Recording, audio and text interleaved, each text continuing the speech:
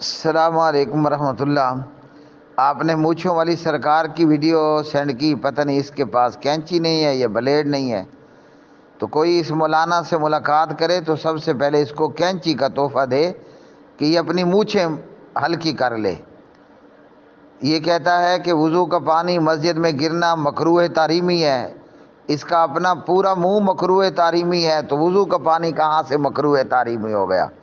میں تو حیران ہوں کہ لوگ اس بندے کے ساتھ بیٹھ کر کھانا کیسے کھاتے ہیں، پانی کیسے پیتے ہیں۔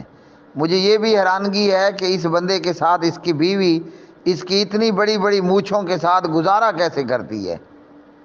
بہرحال کیا کہہ سکتے ہیں، نہ وضو کا پانی مکروہ ہے، نہ اس کا مسجد میں گرنا مکروہ ہے۔ اس بندے کی یہ لمبی لمبی 2 گز کی مونچھیں ضرور مکروہ ہیں۔ اللہ کرے کہ یہ اپنی مونچھوں پر کینچی رکھ دے۔